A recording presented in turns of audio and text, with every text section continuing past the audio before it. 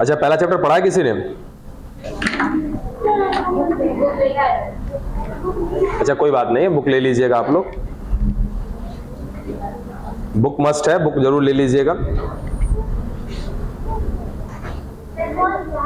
NCERT क्या नहीं है? क्या नहीं है? नया वाला एडिशन लिया आपने? कोई बात नहीं है, मैंने आपसे कुछ बातें बोली थी ना उस टाइम पे कि चाहे वो फर्स्ट चैप्टर हटा क्यों ना दिया जाए। तो कैसे पढ़ेगी? मैं हूं ना, आज तक मैंने कभी किताब की लाइन पढ़ाई है आपको? है परेशान होते हो? हाँ, घर से पढ़ कर आओ तो अरे एक मिनट, अरे बाबा सुनो, आपके सिलेबस का कुछ चैप्टर हटाया गया, ठीक है? तो खैर ये बातें नहीं, किताब अभी चेक करने की कोई जरूरत नहीं है, इत्मीनान से जाके घर पे चेक करना। यहाँ किताब की रीडिंग नहीं कराते हम, है ना, आपको ही पता है। आपको करना क्या होता है, घर पे पढ़ना होता है बस। तो जब भी अगर जिनके पास नया एडिशन का किताब है उसमें पहला चैप्टर हटा दिया गया है, ये जीवों में जनन, कोई बात नहीं, हम है ना यहीं पे, ठीक है, आपको बता देंगे, टेंशन मत लीजिए। इसके बाद तो है ना चैप्टर, क्या है उसके बाद? पुष्पीय पादपों में लैंगिक जनन है, फिर उसके बाद क्या है? मानव जनन है, ठीक है, उसके बाद क्या है? जनन स्वास्थ्य है। तो टेंशन मत लीजिए ना, सब कुछ तो है, ये हमारा बेसिक है। अगर हम इसको बिना पढ़े, इस टॉपिक को बिना पढ़े अगर आगे जाते हैं ना तो काफी समस्या होगी, ठीक है? सिलेबस से हटा तो दिया, लेकिन इसी चैप्टर में पढ़ना है बीजाणु जनन, इसी चैप्टर में पढ़ना है कोनिडिया। अब वो है का सेकंड चैप्टर में आ जाएगा तो कैसे क्लियर होगा?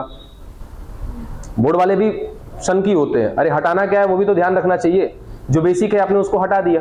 अब मान लो कोशिका आपके चैप्टर से हटा दें, आ जाके डायरेक्ट हम कोशिका विभाजन पे ला दें, तो कितने लोगों को समझ में आएगा? तब पहले हमने कोशिका को समझा है तब ना जाकर के कुछ आगे पढ़ा है, वही चीज है। तो हमारा ये बेसिक चैप्टर है, अगर इसके बिना आगे जाएंगे तो काफी ज्यादा समस्या है, इसलिए कुछ कुछ बेसिक सी बातें हैं उसको समझने का प्रयास करिएगा। देखो बाबू सुनना, देखो पहला शब्द को हम हमेशा कहते हैं ना कि कोई भी चैप्टर हो उस चैप्टर में जो उसका हेडिंग है ना, उस हेडिंग को पहले समझो। क्या तरह का? जीवों में जनन। जीव कौन है ये तो क्लियर है ना? जीव किसको कहते हैं? किसको कह पाएंगे जीव? ऑर्गेनिज्म किसको कहेंगे? ऐसा क्वेश्चन सर नहीं होता, होता है, होता है। जीव क्या है? जीव क्या है भाई? जीव एक संरचना है, एक शरीर है जो जीवित है। अजीवित होने के लिए आपको पता है ना कि जीव द्रव्य का होना बहुत जरूरी होता है, ठीक है? यानी कि एक ऐसा शरीर जो बना होगा कोशिकाओं से, हो सकता है कि वह एक कोशिका से बना शरीर हो, या हो सकता है कि वह बहुत सारी कोशिका से मिलकर के बना हुआ शरीर हो। उसके कोशिका के अंदर कुछ कुछ बातें कॉमन होंगी, तभी हम उसको क्या कहेंगे? जीव। जैसे उसके कोशिका में क्या होना चाहिए? केंद्रक होना चाहिए, केंद्रक के साथ साथ उसकी कोशिका का क्या होना चाहिए? झिल्ली होना चाहिए, उसके बाद क्या होना चाहिए? कोशिका द्रव्य होना चाहिए, सब सारी चीजें होनी चाहिए, तभी उस कोशिका से बना हुआ जो शरीर होगा उसको क्या कहेंगे? जीव कहेंगे। अजीव मतलब सीधा सीधा जीवित शरीर होता है, ठीक है? चलो दूसरा वर्ड क्या आ रहा है? जनन। जनन का मतलब क्या होता है कि अपने जैसे संतान को जन्म देना, या अपने जैसे शरीर को जन्म देना, अपने जैसे शरीर को बना देना ही क्या कहलाता है? जनन कहलाता है। इसके लिए कुछ अलग अलग से प्रक्रियाएं आएंगी, वो देखेंगे, ठीक है? इसमें सबसे पहला वर्ड जो हम पढ़ने जा रहे हैं वो है जीवन अवधि, ठीक है? इसको कहते हैं हम लोग लाइफ स्पॉन।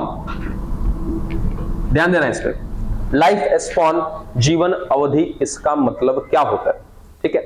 तो सीधा सीधा कि बच्चा किसी ना किसी जीव की मैं अगर बात करूं, किसी भी जीव की बात करूं, तो कोई भी जीव है, क्या इस जीव का जन्म हुआ होगा क्या?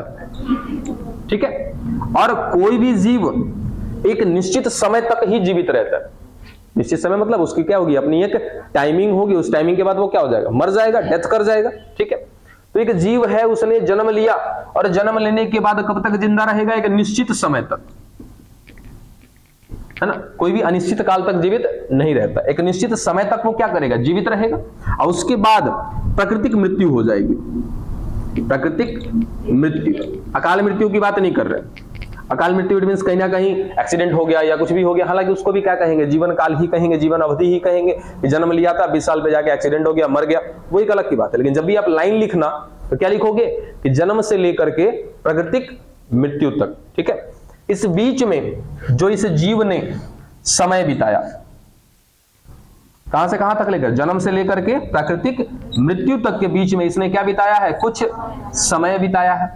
और इस समय को ही क्या नाम दिया जाता है बच्चा, जीवन अवधि दिया जाता है। पहला शब्द क्लियर हुआ क्या, जीवन अवधि का मतलब क्या हुआ कि कोई भी जीव है, जन्म लिया, उसके बाद प्राकृतिक मृत्यु हो गई उसकी, उस बीच में 10 साल 20 साल 15 साल जो भी इसने समय बिताया, वही समय क्या कहलाएगा, इसका जीवन अवधि कहलाएगा।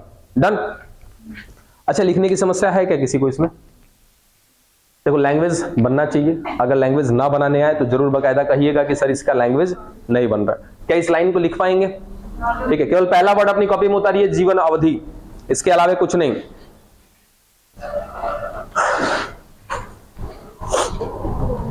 जीवन अवधि, बस एकदम ऐसे ही शॉर्टकट में आप भी रखेंगे अपने कॉपी में ना, जीव है, जन्म लिया, उसके बाद निश्चित समय तक जीवित रहा, फिर क्या हो गई, प्राकृतिक मृत्यु, इस बीच का जो समय है वो क्या कहलाता है, जीवन अवधि। इस तरीके से एक डायग्राम बनाइए अपने बुक में, सॉरी अपने कॉपी में, और खुद से घर पे जाके लिखना, अभी लिखने का कोशिश मत करिए, घर पे एकांत बैठना, उसके बाद इसके लिए एक लाइन खुद से बनाना कि क्या है जीवन अवधि।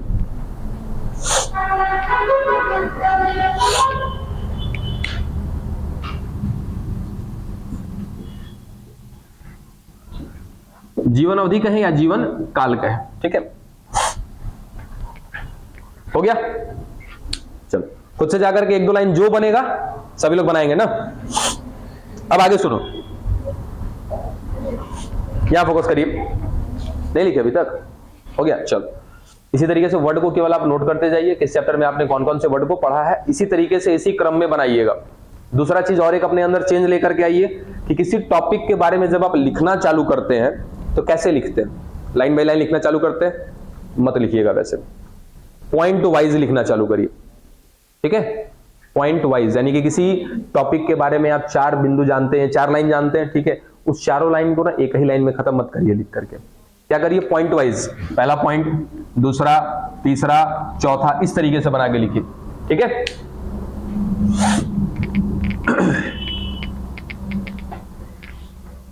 अब एक बात सुनना, जो जीवन काल है, किसी भी जीव का जो क्या है, जीवन काल है। अब जीव का आकार होता है क्या, जीव अलग अलग क्या होते हैं, आकार के होते हैं। अब आकार कहने का सेंस क्या है हमारा कि कुछ तो काफी छोटे हैं या कुछ काफी ज्यादा बड़े हैं, ठीक है। तो यहां पर एक स्टेटमेंट याद रखिएगा सभी लोग कि जो जीव का आकार होता है, इसके आकार से इसके जीवन काल का कोई लेना देना नहीं, सीधा सीधा बात समझना चाह रहे, मतलब समझ में आ रही है क्या कहना चाह रहे हैं हम? तो उसके आकार से उसके जीवन काल का कोई लेना देना नहीं है। ऐसा नहीं है कि आकार बहुत ज्यादा बड़ा है तो बहुत दिन तक जिंदा रहेगा, आकार छोटा है तो कम दिन तक जिंदा रहेगा। इसका एक छोटा सा प्रमाण देखो, घर में तोता है आपके, चलो एक तरफ तोता को रख दिया, एक तरफ कौवा को रख देते, आकार में क्या है, लगभग लगभग एक समान है, ठीक है, थोड़ा बहुत का अंतर हो सकता है। अब कौवा जो है लगभग लगभग मोटा मोटी 15 से 20 साल या 10 से 15 साल तक जिंदा रहते हैं। उनका जो जीवन काल होता है उसकी बात करेंगे। जन्म लिया एक कौवे ने, लगभग 15 साल जाते जाते जाते जाते क्या हो जाएगी, उसकी प्राकृतिक मृत्यु हो जाएगी, मर जाएगा, वो बूढ़ा हो जाएगा, मर जाएगा, ठीक है। यही तोता लगभग 120 वर्ष तक जिंदा रहता है, तोता लगभग 120 साल तक जिंदा रहता है। सोचो, क्या इसके आकार से इसके जीवन काल का कोई लेना देना है क्या? नहीं ना। एक हाथी बहुत बड़ा है, 70 साल 60 साल जाते जाते क्या हो जाता है, हाथी मर जाता है, बूढ़ा हो जाएगा, मर जाएगा। जबकि उस हिसाब से, तोते के हिसाब से देखे तो उसको तो बहुत लंबा जिंदा रहना चाहिए था। इसीलिए हमने एक स्टेटमेंट सीधा सीधा क्या दे दिया कि किसी भी जीव का आकार से उसके जीवन काल का कोई लेना देना नहीं होता है। डन। ये दूसरा वर्ड खत्म करिएगा, आकार से जीवन का कोई लेना देना नहीं होता है। चाहे आकार छोटा हो या आकार बड़ा हो, उसकी आयु काल जितनी होगी उतना ही दिन वो जिएगा। सर्दी बहुत जबरदस्त लग गया हमको जी।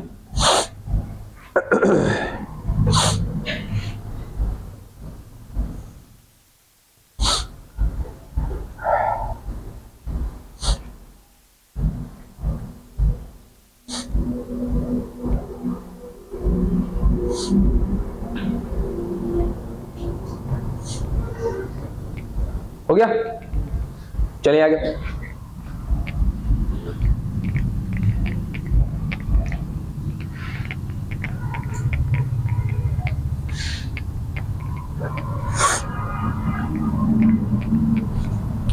अब देखो इस दूसरे वर्ड की बात कर रहे हैं बच्चा हम लोग कि ये जनन, रिप्रोडक्शन, और हाँ थोड़ा सा इंग्लिश वाले वर्ड पे भी बच्चा ध्यान दीजिए आप लोग, काफी समस्या होगी अगर आप इंग्लिश पे ध्यान नहीं देते हैं तो, ठीक है, क्योंकि बहुत सारे ऐसे वर्ड मिलेंगे जो कि लिखे तो होंगे हिंदी में लेकिन वो होंगे कैसे, इंग्लिश में, इसलिए आपको नॉलेज होना चाहिए। जैसे ये सब कुछ कॉमन वर्ड है तो हर जगह जो भी होता है वर्ड उसका इंग्लिश जरूर हम लिख देते हैं, उसको ध्यान में रखा करिए, याद मत करिए लेकिन ध्यान में रखिए कि इसका मतलब ये है, ठीक है। अब अगर हमने कहा रिप्रोडक्शन, जनन, तो जनन क्या है, एक क्षमता है, याद रखना क्या है, एक क्षमता है। और क्षमता को क्या बोलते हैं, कैपेसिटी। जनन एक क्षमता है क्या करने की, अपने जैसे संतान को उत्पन्न करने की।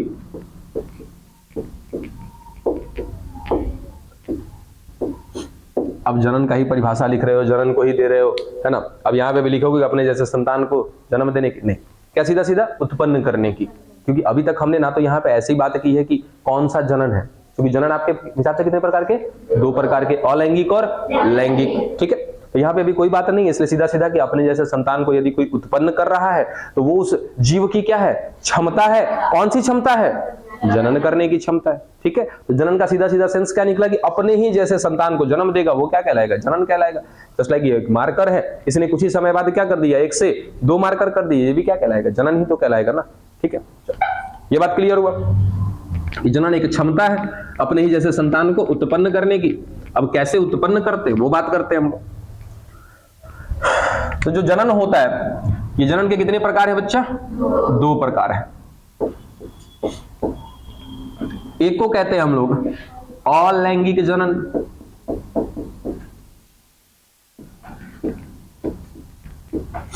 और दूसरा होता है लैंगिक जनन।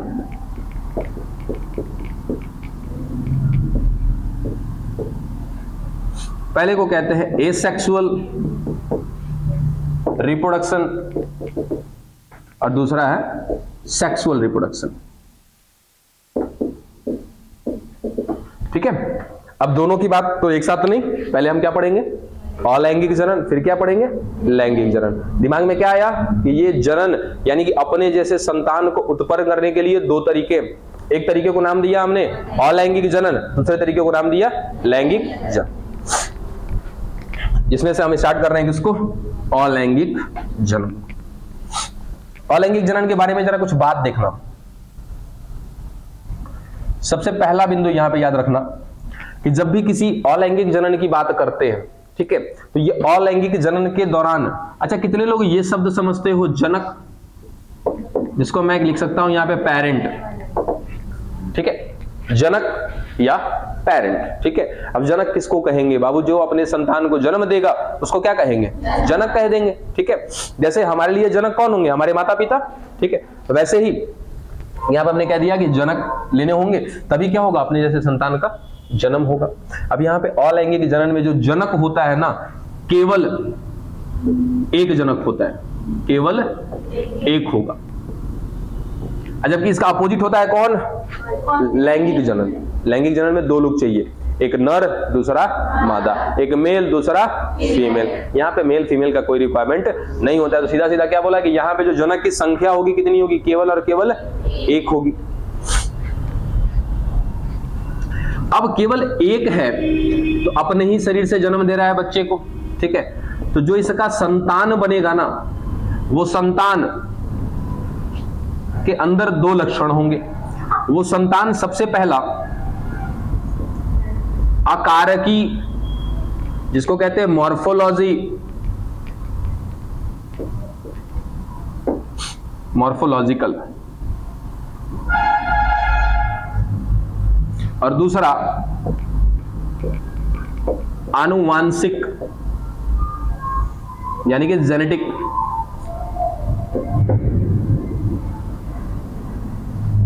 इन 2 लक्षणों में क्या होगा कि बिल्कुल बिल्कुल इनका जो संतान होगा अपने जनक के समान होगा, ठीक है। अब यहाँ पे 2 नए शब्द आ गए हमारे लिए, पहला कौन, आकारकी, दूसरा कौन, आनुवांशिकी। अब अकारकी का मतलब क्या होता है कि बाहर से जो भी जीव को आप देखते हो, ठीक है, उसके बाहर से उसका हाथ पैर यानी कि कुल मिला जुला के बाहर से जिस भी जीव को देख रहे हैं, जो जो चीजें आपको दिखाई दे रही हैं उसकी, वो सारी की सारी संरचना क्या कहलाती है? अकारकी कहलाती है। जैसे अगर मेरी बात कर लो, सिर दिख रहा है, बाल दिख रहे हैं, कान नाक मुंह सब कुछ दिख रहा है, तो ये अगर मैं बाहर से इन सब चीज को पढ़ना शुरू करूंगा तो ये पढ़ना क्या कहलाता है? अकारकी। ठीक है, तो किसी भी जीव की मैं अकारकी की बात कर रहा हूं। दूसरा क्या है? आनुवांशिक। अब आनुवांशिक का मतलब क्या होता है कि हमारे लक्षण, ठीक है, अब हमारे लक्षण लाने के लिए कौन जिम्मेदार है? हमारा डीएनए। ठीक है, और वो डीएनए कहां से आया? हमारे माता और पिता से आया। तो माता पिता के अंदर जो जो लक्षण होंगे वो लक्षण कहां है? माता पिता के डीएनए में है। अब माता पिता का डीएनए हम तक पहुंचा है, इसका मतलब कि माता पिता के अंदर जो जो लक्षण होंगे वो लक्षण मेरे अंदर भी होंगे। ठीक है, लेकिन क्या हम बिल्कुल माता पिता के जैसे हैं क्या? नहीं ना, थोड़ा बहुत क्या है हमारे अंदर? बदलाव है, चेंज है। ठीक है, अच्छा अर्धसूत्री विभाजन पढ़े थे ना? अर्धसूत्री विभाजन का आपको एक स्थिति याद होगा, प्रोफेज फर्स्ट का पैकाइटिन, क्रॉसिंग ओवर। ये क्रॉसिंग ओवर बहुत मायने रखता है। जिन्होंने नहीं पढ़ा पढ़ेंगे वापस इस चीज को, जब हम गैमेट बनाएंगे, युग्मक बनाएंगे, उस समय देखेंगे इस चीज को। फिलहाल क्या कि आनुवांशिकी का मतलब होता है कि जैसे हमारे माता पिता के लक्षण है वही लक्षण हम तक पहुंचे हैं, इसी बात को हम क्या कहते हैं? आनुवांशिकी कहते हैं। ठीक है, जैसे अगर मेरे पिताजी सांवले हैं, मैं भी सांवला, ये लक्षण कहां से आया? मेरे माता पिता से आया। तो क्या मेरे अंदर कुछ आनुवांशिक लक्षण हैं? बिल्कुल है, सबके अंदर होते हैं, आपके अंदर भी। जैसे आपकी शकल सूरत हल्की फुल्की आपके माता पिता के जैसी होती है, तो वो कैसे दिख रहा है भाई? क्योंकि माता पिता का डीएनए आप तक पहुंचा है। ठीक है, तो जो लक्षण माता पिता से होते हुए आप तक पहुंचे हैं, ऐसे लक्षणों को क्या नाम देते हैं हम लोग? कि आनुवांशिक रूप से ये लक्षण आपके पास तक पहुंचे। ठीक है, अब यहां पे हमने क्या बोला कि जो जनक कौन सा जनन कर रहा है? अलैंगिक जनन कर रहा है, और अलैंगिक जनन करके क्या उत्पन्न कर रहा है? संतान। तो उसका जो संतान होगा ना, अकारकी रूप से और आनुवांशिक रूप से 100% कैसा होगा? माता पिता के जैसा होगा। क्या हम लोग 100% सेम है? नहीं,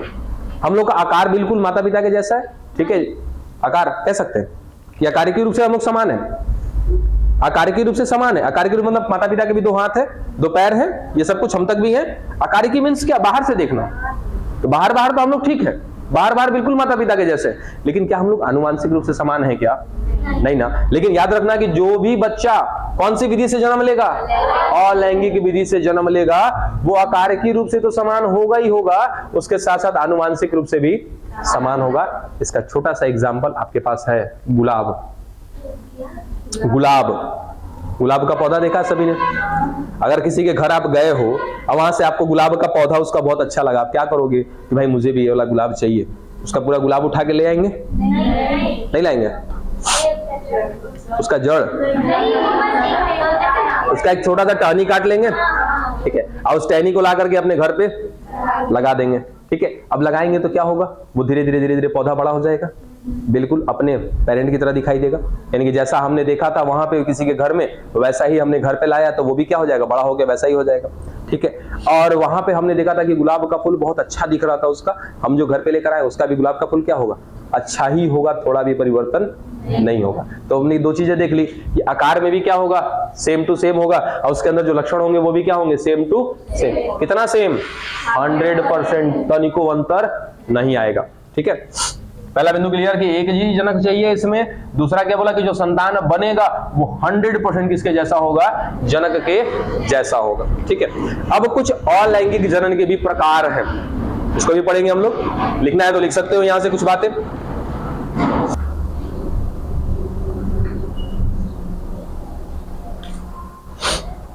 और एक अंतिम ध्यान रखिएगा यहाँ पे, उसको दिमाग में रखिएगा कि ये जो आपका अलैंगिक जनन है ना, ये जब भी होता है ना, ये नोट पॉइंट में याद रखिएगा,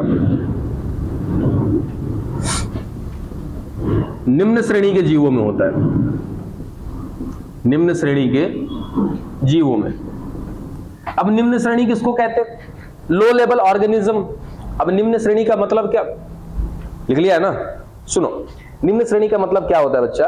कि जैसे अगर हम अपने आप को कहें तो हम लोग देखो सबसे ज्यादा बेस्ट जीव, इस पृथ्वी पर पाया जाने वाला जो सबसे उच्च किस्म का जीव है वो कौन है? मनुष्य। क्यों? क्योंकि मनुष्य अपनी हर जरूरतों को पूरा कर सकता है, मनुष्य अपने द्वारा किए गए कार्यों का निरीक्षण कर सकता है, यानी कि कहने का मतलब मनुष्य से बेहतर कोई भी नहीं, यानी कि मनुष्य चाहे तो कोई भी फेरबदल कर सकता है, अपनी आवश्यकता अनुसार वातावरण को बना सकता है और अपने आवश्यकता अनुसार वातावरण को बर्बाद भी कर सकता है। ठीक है, इसलिए मनुष्य क्या है, सबसे उच्च कोटि का जीव है। निम्न श्रेणी में कौन आता है? तो पहला ये बात याद रखिएगा, निम्न श्रेणी में ज्यादा से ज्यादा कौन आते हैं? एकल कोशिकीय। अब ये एकल कोशिकीय और बहुकोशिकीय क्लियर है सभी को? क्या हो गया जी?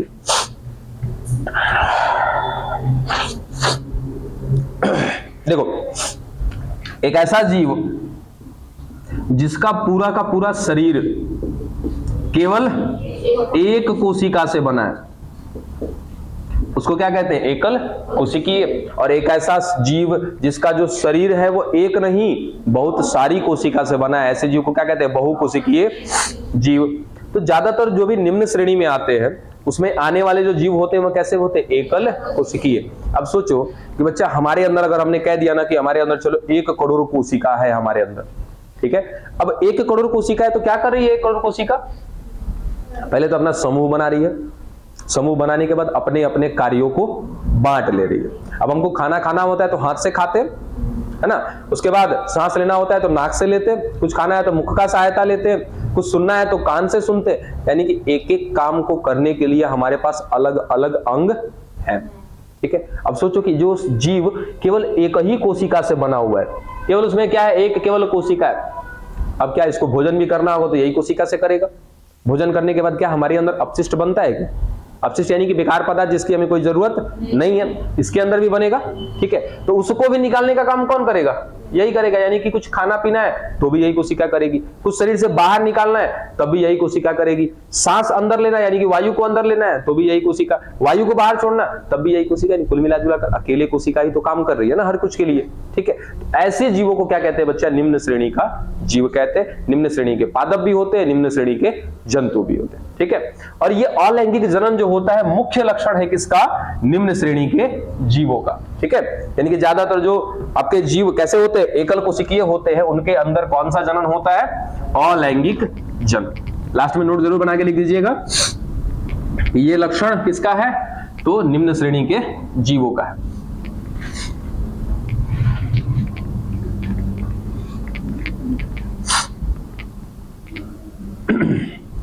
अब आगे देखो,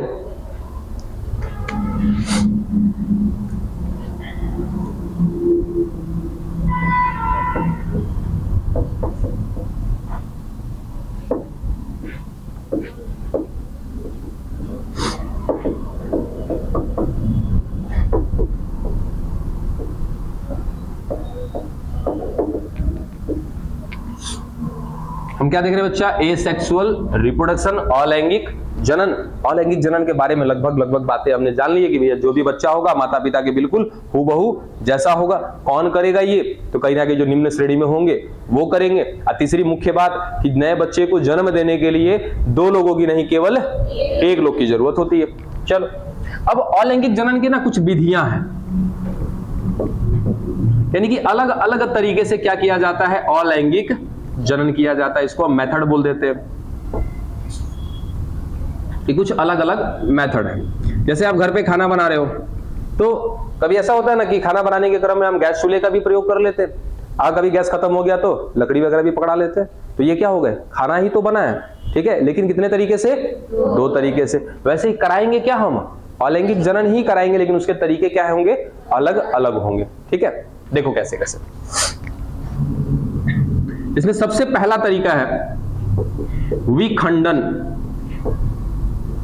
जिसको बोलते हैं हम लोग फीजन।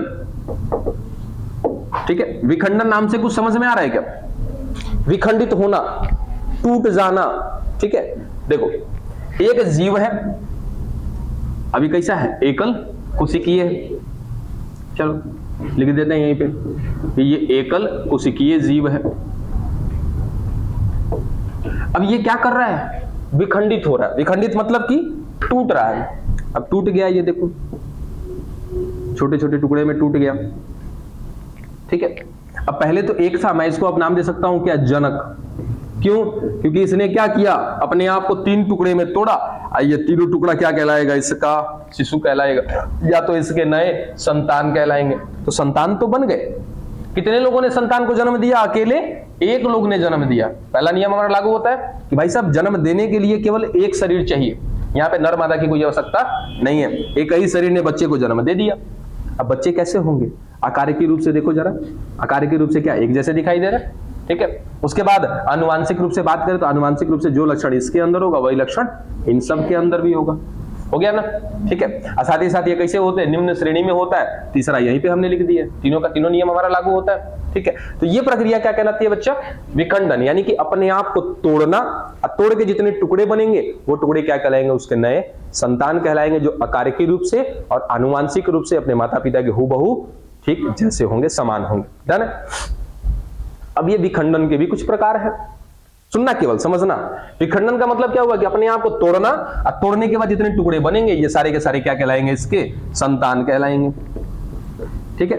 अब यहां से एक सवाल बनता है क्या कि सर कितने टुकड़े, है ना। पहला तो एक टुकड़ा तो बात ही नहीं करेंगे, एक टुकड़ा तो ये अकेले है, एक टुकड़ा की तो कोई बात नहीं है। तो यहां पे याद रखना कि विखंडन में या तो दो टुकड़े बनते हैं, या दो से ज्यादा। समय का ज्ञान नहीं था आपको? कोई बात नहीं, बैठिए बैठिए बैठिए। देखो क्या बोला बच्चा? दो या दो से ज्यादा टुकड़े बनेंगे इसके, ठीक है। और जितने भी टुकड़े बनेंगे वो सारे के सारे क्या कहलाएंगे? इसके संतान कहलाएंगे, ठीक है। अब जब दो टुकड़ा बनेगा, जब तीन टुकड़ा बनेगा तो वो अलग अलग स्थिति होती है। तो ध्यान रखिएगा यहां पे इसी विखंडन का कुछ प्रकार और है।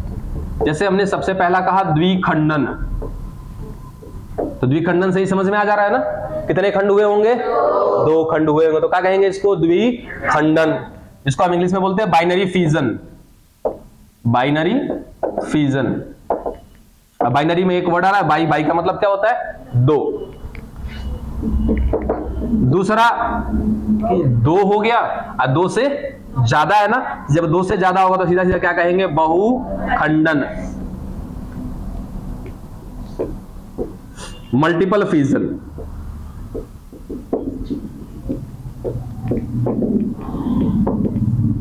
ठीक है, यानी कि यहां पर क्या होगा? तो एक शरीर है इसका, और एक शरीर कितने को जन्म देगा?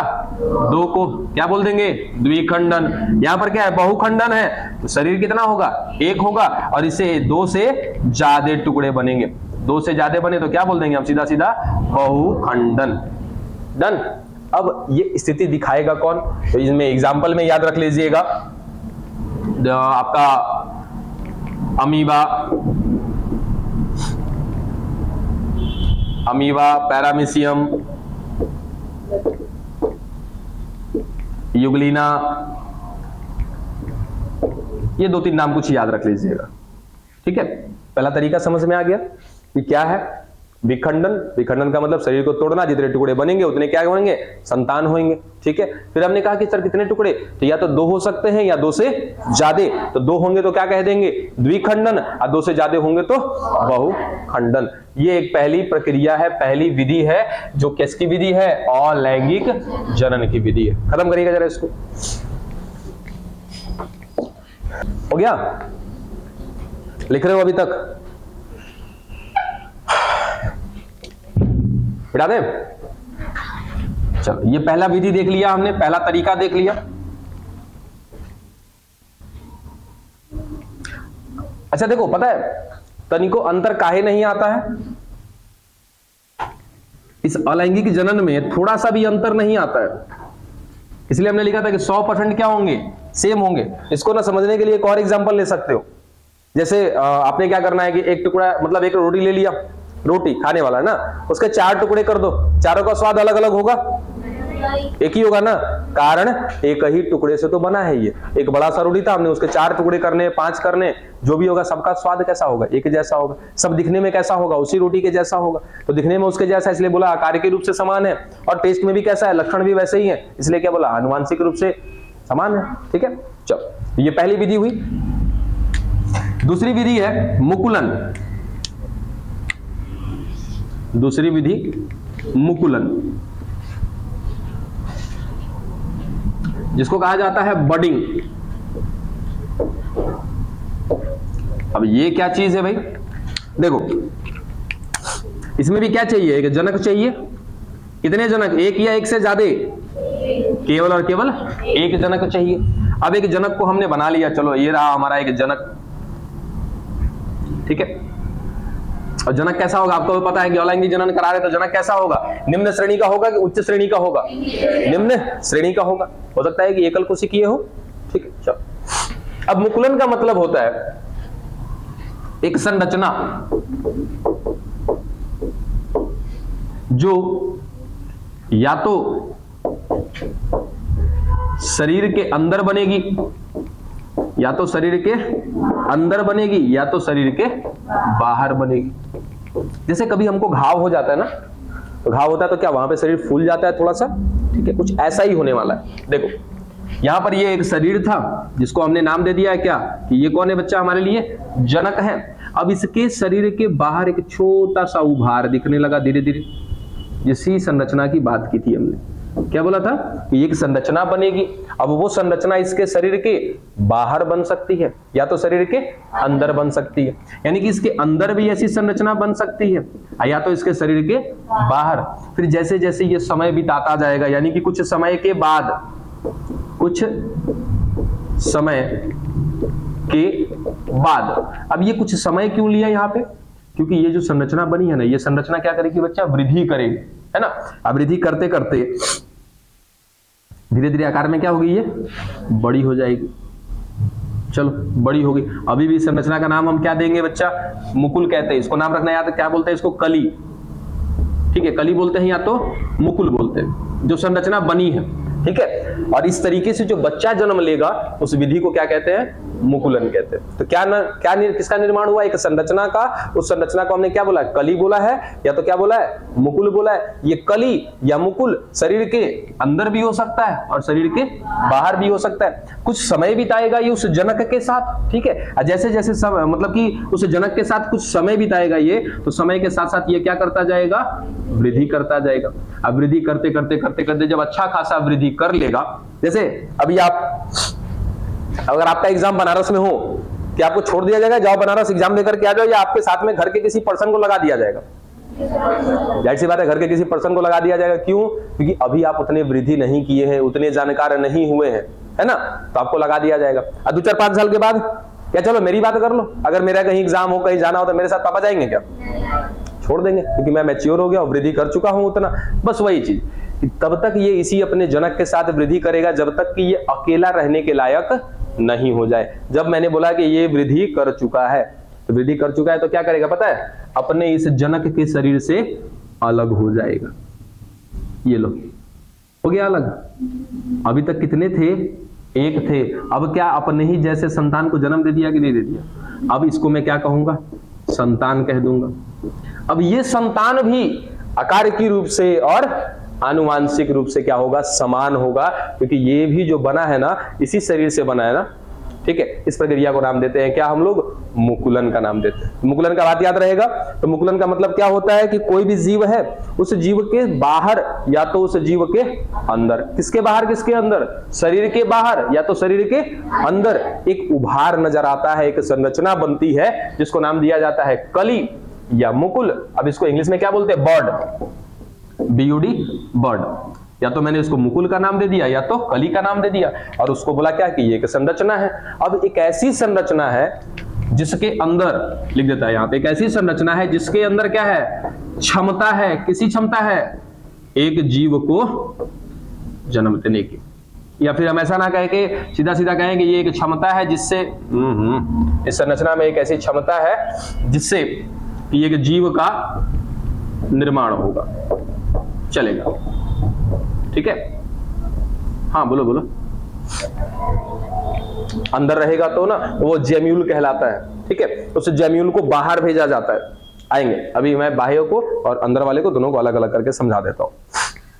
ये समस्या है ना कि सर अंदर रहेगा तो कैसे क्या होगा, बाहर है तो चलो यहां से अलग हो गया, अंदर रहेगा तो क्या होगा, तो जब अंदर रहेगा तो उस स्थिति में ये फट जाता है, ठीक है, फट जाएगा। जब अंदर बनता है ना उसको जेम्यूल कहा जाता है, और जेम्यूल की संख्या क्या होती है, ज्यादा होती है। बाहर जो होता है वो 1 या 2 बनते, जबकि अंदर क्या होते, 1 से ज्यादा होते हैं, यानी कि अंदर क्या होंगे, बहुत सारी संरचना होगी अंदर, ठीक है। और जब वो फटेंगे, जब यानी कि ये जब जनक का जब झिल्ली फट जाएगा, जनक जब फट जाएगा तो उसके अंदर से बहुत सारे मुकुल बाहर आ जाते हैं। ठीक है, ये बात क्लियर हुई? इसमें कुछ लिखना है? लिखना है तो लिखो, अदरवाइज मिटाएंगे इसको फटाफट। अच्छा, सैक्रोमाइसिस सेरेबेसी का भी नाम सुना है? किसका नाम है सैक्रोमाइसिस सेरेबेसी?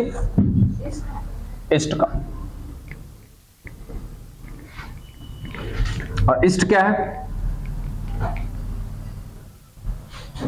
वर्गीकरण पढ़ा था ना, कवक है। कैसा कवक है? अच्छा, अपवाद है, तो अभी किसी ने कहा था कवक है। अच्छा, कवक है या नहीं है? तो अभी कहा अपवाद है।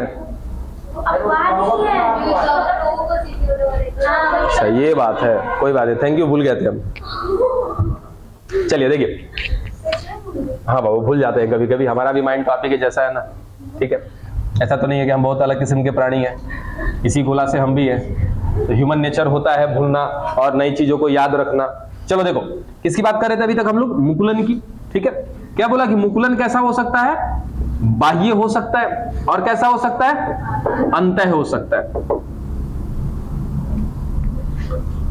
अब बाह्य का मतलब एक्सटर्नल, अंतः का मतलब इंटरनल। ठीक है, बडिंग एक्सटर्नल भी हो सकती है और इंटरनल भी हो सकती है। अब समझिएगा कि बाह्य की बात कर रहे हैं, तो बाह्य में प्रोसेस तो समझ में आ गया कि कैसे होता है। शरीर के बाहर एक संरचना बनेगी, उसको नाम दिया जाएगा कली। वो कली क्या होगी? धीरे धीरे परिपक्व होकर के अपने जनक के शरीर से अलग हो जाएगी, और वो कली जाकर के आगे किसका निर्माण करेगी? एक जीव का निर्माण करेगी। ठीक है, वो कौन है जो क्या करेगा? बाह्य तरीके से मुकुलन का करेगा, या फिर बाह्य तरीके से मुकुल बनाएगा, कली बनाएगा। तो याद रखना, कौन? हाइड्रा और ईस्ट, इन दोनों को याद रखना।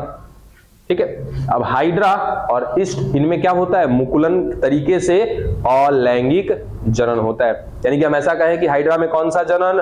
अलैंगिक जनन। अलैंगिक जनन होगा तो हाइड्रा का जो संतान होगा वो अपने माता पिता के बिल्कुल जैसा होगा। किस तरीके से? दो तरीके से, आकारिक रूप से और आनुवांशिक रूप से। अब ये हाइड्रा कैसे करता है अलैंगिक रूप से जनन? तो कौन सी विधि से करता है? मुकुलन की विधि से करता है। मुकुलन भी कितने प्रकार के? दो प्रकार के, बाह्य और अंतः। तो कौन सा विधि इस्तेमाल करता है? ये बाह्य वाला। ठीक है, इसके लिए भी सेम ऐसा ही है। ईस्ट को याद रख लीजिएगा। ईस्ट क्या है? एक प्रकार का कवक है। खैर उतना ज्यादा दिमाग में मत रखो, सीधा सीधा कि ईस्ट को हम ना इस्तेमाल में लेते हैं। कहां पर इस्तेमाल में लेते हैं? तो दो जगह पे इस्तेमाल में लेते हैं। ईस्ट को सीधा सीधा सड़ाने वाला पदार्थ भी कहा जा सकता है। ईस्ट का काम किस में लेते हैं हम लोग? सड़ाने में। ठीक है, जैसे ये मार्केट में भी मिलता है। ठीक है, मार्केट में हाइड्रा के नाम से मिलता है। अब ये मत समझ लेना कि ये वाला हाइड्रा है, नहीं। मार्केट में हाइड्रा के नाम से मिलता है कौन? ईस्ट। ठीक है, अब ईस्ट को किस काम के लिए लिया जाता है? सड़ाने के लिए। अब हम लोग ना खाने पीने में दो चीजों को सड़ाते हैं। एक तो मैदा वगैरह को सड़ाते हैं, जैसे जिलेबी बनाना हुआ तो जिलेबी बनाने के लिए क्या करते हैं? देखते हो जो जिलेबी छानते हैं ना, उनसे पूछना, या फिर अगर आपके आसपास में हो तो देखिएगा, वो रात में या एक दिन पहले मैदा को सान करके छोड़ देंगे। ठीक है, एक दिन, दो दिन, तीन दिन छोड़ दोगे तो मैदा क्या होगा? धीरे धीरे खट्टापन आ जाएगा मैदा के अंदर। ठीक है, और जब आप जिलेबी भी कभी खाते हो तो केयर करना, हल्का सा ना पीछे बैकग्राउंड में हल्का सा खट्टा सा स्वाद आता है जिलेबी खाते हैं तो। ठीक है, अब वो क्या? एक प्रक्रिया है सड़ना।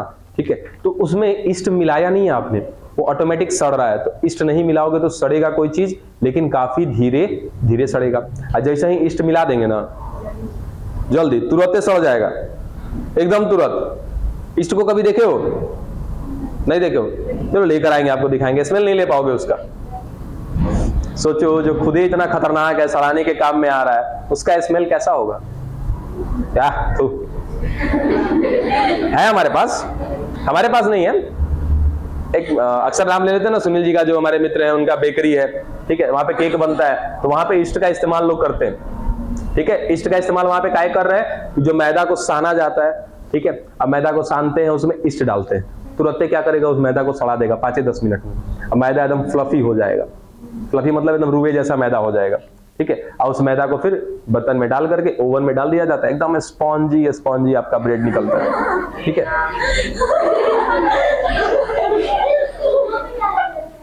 इनो भी डाल सकते हैं। ठीक है, मीठा सोडा डाल, देखो सबका अपना अपना क्राइटेरिया होता है। ठीक है। अब जैसे मान लो कि सपोज मिथुन सर से आप बहुत कम डरते हो, हमसे बहुत ज्यादा डर जाते हो, होता है ना। तो वैसे सबका ना अपनी अपनी ताकत होती है। बेकिंग सोडा का ताकत कुछ कम है, उससे थोड़ा सा जल्दी ताकत दिखाता है कौन, इनो। और उससे भी तगड़ा ताकत देखना है तो देख लो किसका, ईस्ट का। ठीक है, ईस्ट बेहतर तरीके से काम करता है। और ईस्ट काम कैसे करता है, तो जैसे ही हम लोग ईस्ट को डालते हैं ना, ईस्ट क्या चालू करेगा काम, सड़ाने का काम चालू कर देगा। और सड़ाने के क्रम में दो चीज बनाता है। सबसे पहला क्या बनता है, CO2, और दूसरा क्या बनता है, एल्कोहल। ठीक है, ये दो चीजें बनाता है। जिस चीज में आप क्या डाल दोगे, ईस्ट डाल दोगे, वहां पे दो चीजें बनती है, CO2 और क्या बनता है, एल्कोहल। हमने मैदा के अंदर डाल दिया, अब मैदा में क्या बन गया, CO2 और क्या बन गया, एल्कोहल। और जब उस मैदे को गर्म किया जाता है, ठीक है, तो जैसे गर्म करोगे ना, तो उस मैदे के अंदर से CO2 उड़ के बाहर जाने लगेगा, और एल्कोहल भी क्या होगा, उड़ के बाहर जाने लगेगा। तो जैसे जैसे उस मैदे में से एल्कोहल और CO2 उड़ता जाता है, देखते हो आपका ब्रेड छेदा छेदा रहता है। ठीक है, तो ब्रेड के अंदर जो छिद्र दिखाई दे रहे हैं वो इसलिए दिखाई दे रहे हैं ना कि उसमें दो चीज था, कौन कौन, CO2 और एल्कोहल। गर्म किए हैं हम लोग उसको, तो उसमें से उड़ रहा है। इसका मतलब जैसे जैसे उसमें से निकल के बाहर निकला है ना, वैसे वैसे उस ब्रेड में क्या बन गया है, रास्ता बन गया, इसलिए वो क्या हो जाता है, स्पॉन्जी हो जाता है। ठीक है, चलो ईस्ट याद रखना। ईस्ट जो होता है दो प्रकार का होता है। एगो जहां पे बेकरी में इस्तेमाल करते हैं तो उसको क्या बोलते हैं, बेकर्स ईस्ट। जहां बेकरी में माने कि ब्रेड वोड बनाना हो तो वहां पर इस्तेमाल करेंगे ईस्ट का, तो ऐसे ईस्ट को क्या कहते हैं, बेकर्स ईस्ट कहते हैं। और एक जो होता है ब्रीवर ईस्ट, ब्रीवर ईस्ट। अब ब्रीवर शब्द आया है ब्रीविंग से। अब ब्रीविंग का मतलब होता है अल्कोहल का निर्माण करना, यानी कि एक ऐसा ईस्ट का इस्तेमाल करेंगे एक ऐसे जगह पे जहां से क्या तैयार किया जाएगा, अल्कोहल तैयार किया जाएगा। ठीक है, अगर चाहे तो बताया था ना कि कर सकते हैं, बस करना मत। ठीक है, ईस्ट ले लेना है और क्या करना है, काजू किशमिश जो डालना है आपको डालिए, अंगूर सेब संतरा सबको मिक्स कर दीजिए, कुछ काच के एकदम रसा उसका बना दीजिए, सीरा बन जाएगा। ठीक है, और उसमें क्या डाल दीजिए, ईस्ट डाल दीजिए। ईस्ट क्या करेगा, उसको उस लिक्विड को, जैसे हम लोग मैंगो जूस बनाते हैं ना, ठीक वैसे ही सब कुछ मिक्स कर दो, काजू किशमिश सेब संतरा जो डालना है डाल दो, जूस बन जाएगा पूरा उसका। और जूस को क्या करना है, वैसे ही छोड़ दो, अभी छानो मत। और उसमें क्या डाल दो, ईस्ट। 2-4 दिन छोड़ दो उसको, अब 2-4 दिन के बाद क्या बन जाएगा, उसके अंदर CO2 बन जाएगा और क्या बन जाएगा, अल्कोहल। और फिर बढ़िया से एक बार और उसको मिक्सी में डालो, ग्राइंड मारो, और उसके बाद छान छुन के निकाल लो, और एक दिन छोड़ दो, है ना, छान के छोड़ दो और एक दिन छोड़ दो, और उसके बाद एकदम सेवन करो, तब देखो क्या बन चुका है उसके अंदर, अल्कोहल। आप सेवन करो, फिर पता चले पापा को, तो फिर पापा भी आपका सेवन करें, समझे ना। चल बस हो गया बात। तो याद रखिएगा, बाह्य मुकुलन किसमें किसमें होता है, हाइड्रा में, और किसमें होता है, ईस्ट में। ठीक है, अब रह गया किसका, अंतः मुकुलन का। कि अंतः मुकुलन किसमें हो रहा है भाई, यानी कि अंतः मुकुलन का मतलब एक जीव, इसके अंदर क्या बन जाएंगी, कलिकाएं बन जाएगी, अंत में ये फटेगा, उसके बाद इसके अंदर से क्या निकल जाएंगी, कलिकाएं, और एक एक कलिकाएं क्या करेंगी, एक एक जीव का निर्माण कर देंगी। अब ये किसमें होता है, स्पॉन्ज पढ़ा है क्या आपने, स्पॉन्ज में याद रखिएगा कि स्पॉन्ज में कैसा मुकुलन होता है, अंतः मुकुलन होता है। ठीक है, स्पॉन्ज जो है मेरे ख्याल से आपने फर्स्ट ईयर पढ़ा है ना, अच्छा। अब बता दो, ये स्पॉन्ज का वर्गीकरण कहां पे किया था हमने, कौन से वर्ग में रखा था इसको, याद है, कुछ पढ़ा था, पॉरीफेरा, सिलेंडेटा, टिनोफोरा, प्लेटिहेल्मिंथेस, एस्केहेल्मिंथेस, है, उसमें से किसमें रखा था स्पॉन्ज को, मोबन बताइए आप, किसमें,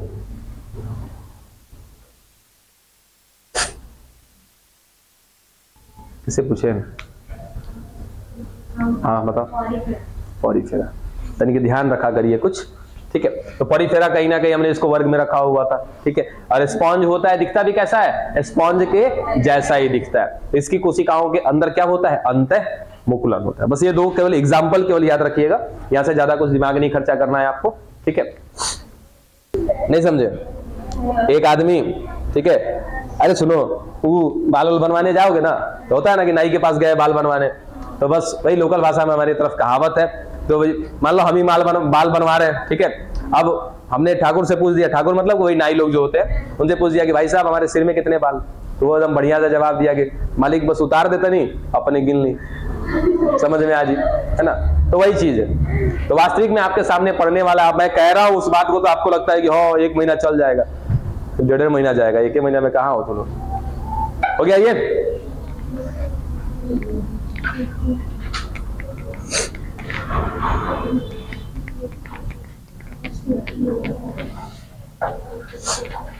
अब अगला है बीजाणु जनन। लेकर आओ हेडिंग में फटाक से, बीजाणु जनन।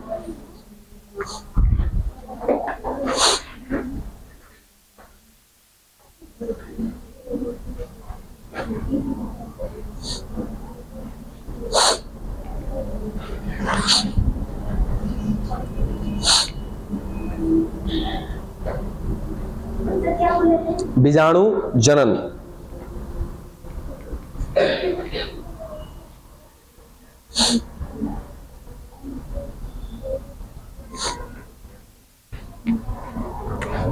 कितना हो गया? तीसरा है ना ये?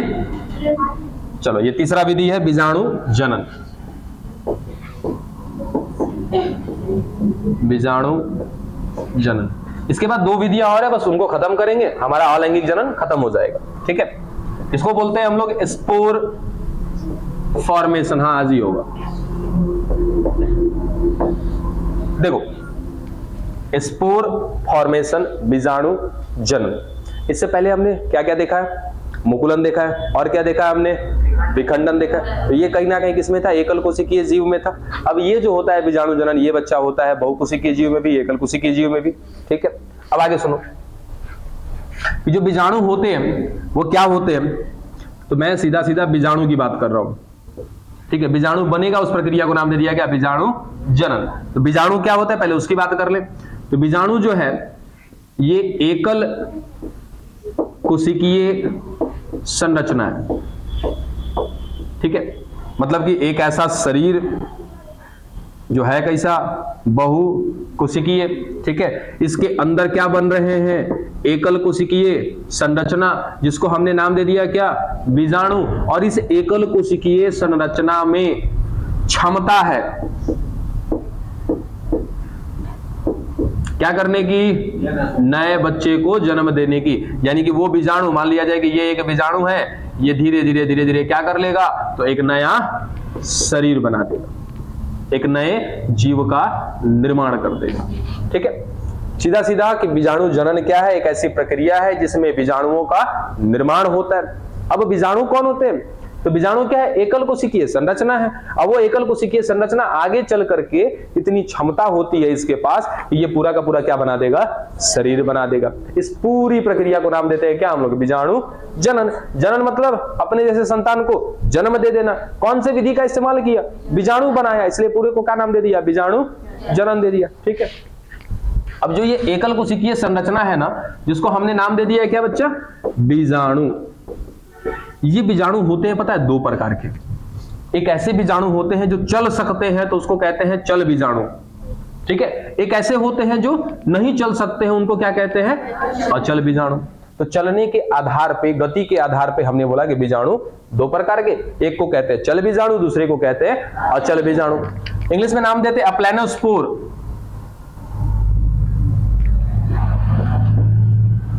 एप्लेनोस्पोर जो अचल, इसको उल्टा कर देते, इसको इधर कर देते अचल और इसको कर देते चल। ठीक है, तो जो अचल होगा उसको क्या नाम देते? एप्लेनोस्पोर। और जो चल सकता है उसको नाम दिया जाता है जूस्पोर। जूस्पोर।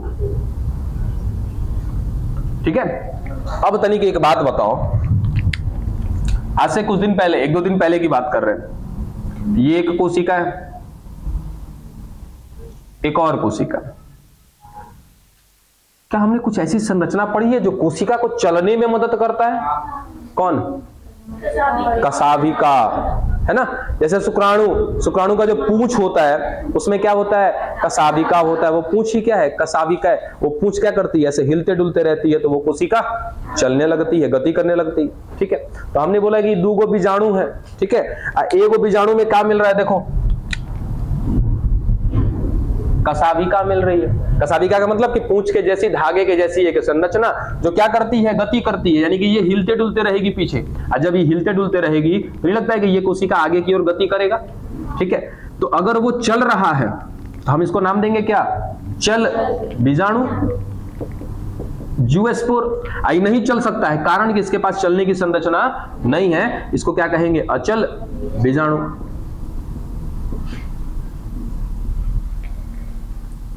ठीक है। अब कि चलने के लिए एक संरचना चाहिए और उस संरचना का नाम है क्या बच्चा? कशाभिका। इंग्लिश में कशाभिका को क्या बोलते हैं? फ्लैजेला। याद रहे, रख लीजिएगा। तो बीजाणु कितने प्रकार के? 2 प्रकार के।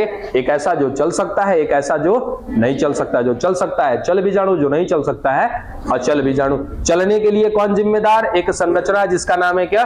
कशाभिका। और उसके पास है नहीं है कशाभिका, तो चलेगा कहां से वो? ठीक है, नहीं चल सकता है। अब इसका भी एग्जांपल याद रख लीजिएगा।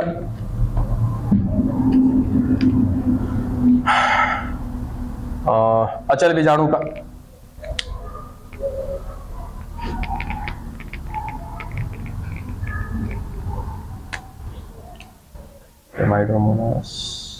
चल बीजाणु पेनिसिलियम। पेनिसिलियम, ठीक है। इस पेनिसिलियम को याद रखिएगा कि ये पेनिसिलियम भी क्या बनाता है बच्चा? बीजाणु बनाता है। और ये बीजाणु कैसे होते हैं? अचल होते हैं। क्या पेनिसिलियम नाम सुना सा लग रहा है क्या? पेनिसिलियम कोई पेन किलर नहीं है। हाँ, पेनिसिलियम से एक पेन किलर बनाया गया था जिसका नाम था पेनिसिलिन। ठीक है। इस पेनिसिलियम का पूरा नाम होता है क्या? Penicillium notatum.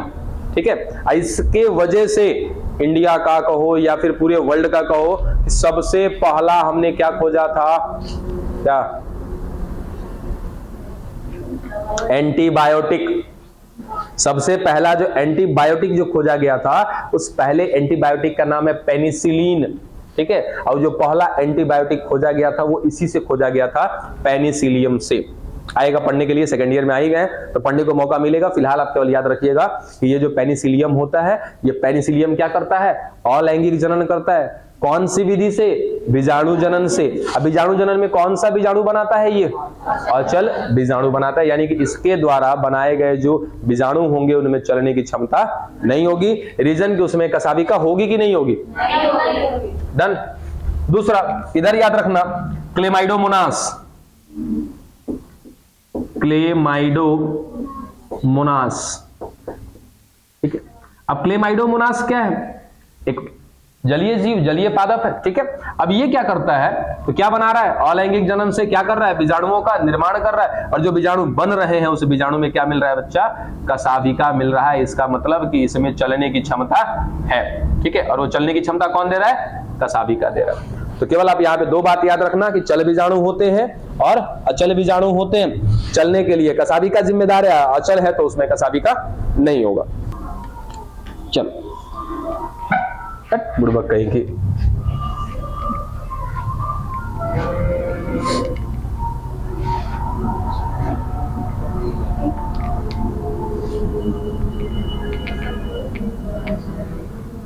हाँ, अभी छोड़ दे, जाके रोड पे घूमो तो लोग।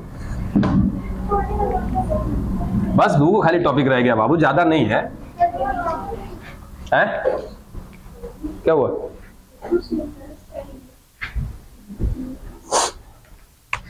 चौथा है, अरे मत याद करना इन सब चीजों को, कोई दिक्कत नहीं है, बस दिमाग में रखना ना।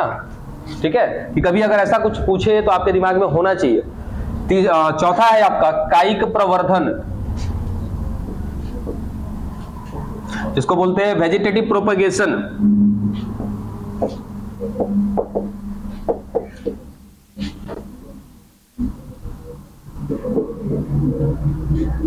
किसकी आवाज निकल रही है जी?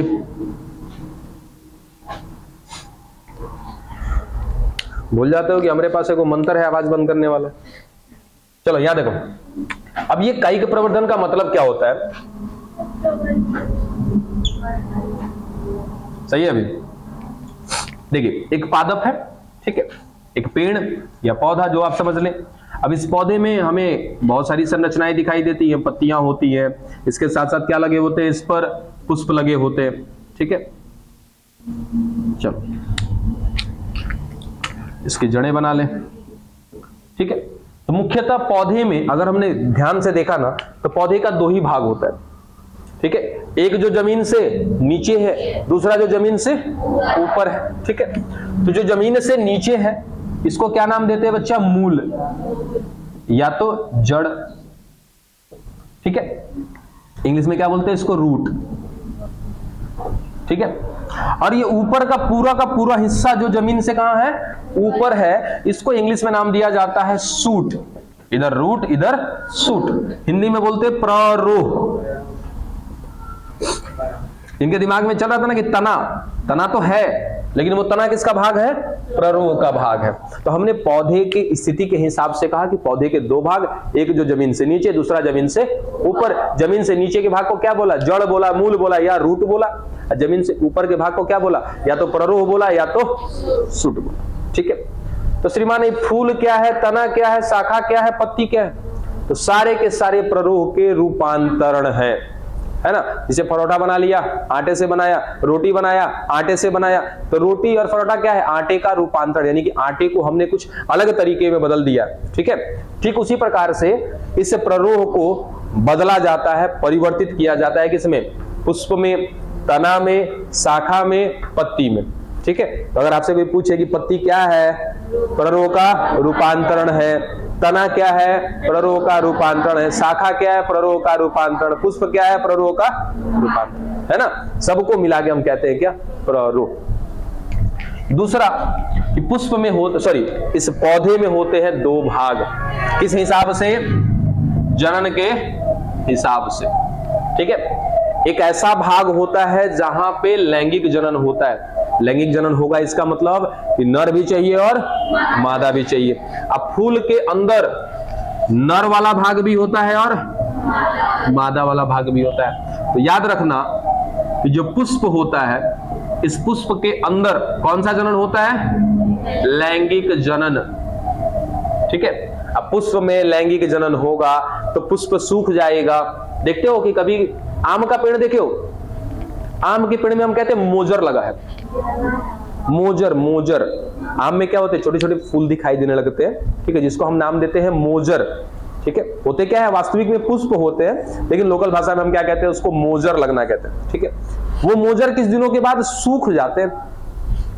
वो फूल आपस में कहीं ना कहीं एक प्रक्रिया है, परागण, है ना। तो नर युग्मक मादा युग्मक मिल गए, निषेचन हो गया, यानी कि कुल मिला जुला के क्या हो गया? लैंगिक जनन हो गया। तो वो क्या हो जाता है? सूख जाता है। और उस फूल के अंदर एक अंडाशय होता है, जिसको हम कहीं ना कहीं उस पुष्प की संरचना कह सकते हैं। वो अंडाशय धीरे धीरे बढ़ता फल का निर्माण कर देता है। आप जो आम खाते हो वो क्या है? एक तरह का फूल है। कोई भी फल हम खाते हैं ना, वो किससे बना है? फूल से बना है। अमरूद देखे हो? अमरूद के ऊपर का भाग देखना ना, इसे अमरूद हो गया। अमरूद के ऊपर के भाग पे देखिए, अगर लगता है ना कि कुछ इसमें फूल जैसा है अंदर अभी भी, तो वो है क्या था? वो था तो फूल। वही फूल सूख करके क्या बना है? फल बना है, ठीक है। तो अगर मैं कहना चाहूं ना कि एक पेड़ पौधे में जो पुष्प होता है वो कौन सा जनन करता है? लैंगिक जनन। अभी हम लोग क्या कर रहे हैं? अलैंगिक पढ़ रहे हैं कि लैंगिक? अलैंगिक ना, तो सीधा सीधा याद रखना। अच्छा, जनन का मतलब क्या? अपने जैसे संतान को जन्म देना।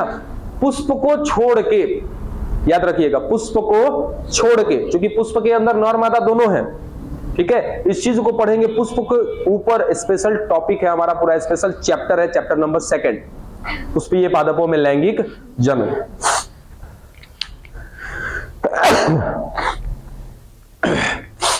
तो इसको छोड़ देते हैं हम लोग, ठीक है। सीधा सीधा रखिएगा, पुष्प को छोड़ करके इस पौधे के किसी भी भाग से क्या करना है? संतान को जन्म देना है, लेकिन पुष्प की सहायता से नहीं। पुष्प को छोड़ दिया हमने, उसके अलावा इसके किसी भी भाग से जन्म दे दो तो क्या बन जाएगा? संतान। और यह प्रक्रिया क्या कहलाएगी? कायिक प्रवर्धन। यहां से देखो वर्ड हमारा छूट गया। क्या छूट गया? इसको कहते हैं, पुष्प को क्या कहते हैं हम लोग? लैंगिक भाग कहते हैं। पुष्प को लैंगिक भाग या फिर लैंगिक अंग कहते हैं, ठीक है। अब पुष्प को यदि हम छोड़ दें तो पुष्प के अलावा क्या बच जाता है?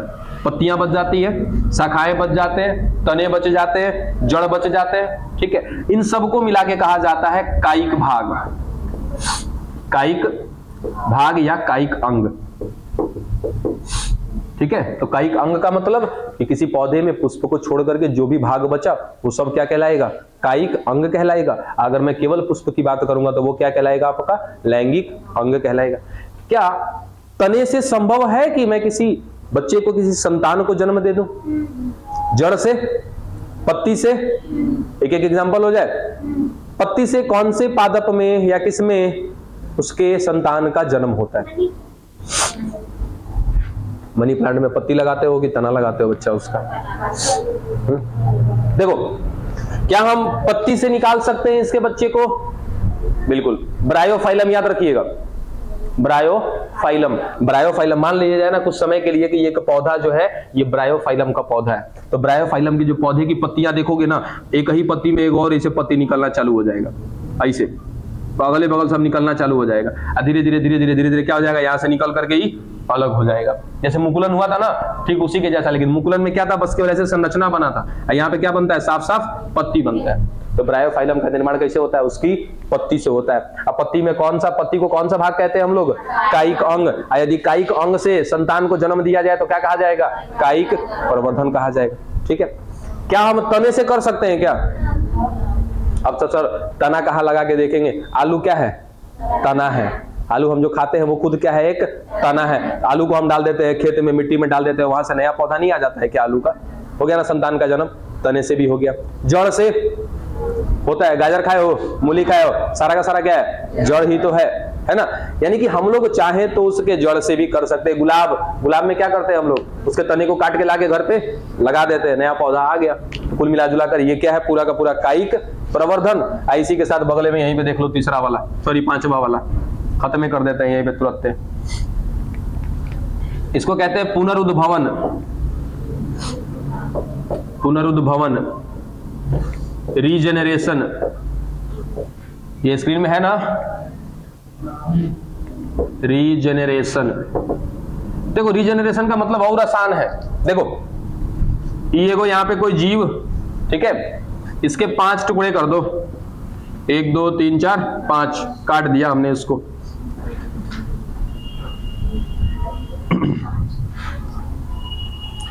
जो करना है, 1 टुकड़े करना है, 2 टुकड़े करना है, 5 करने, फिलहाल अभी हम 2 टुकड़े करते हैं।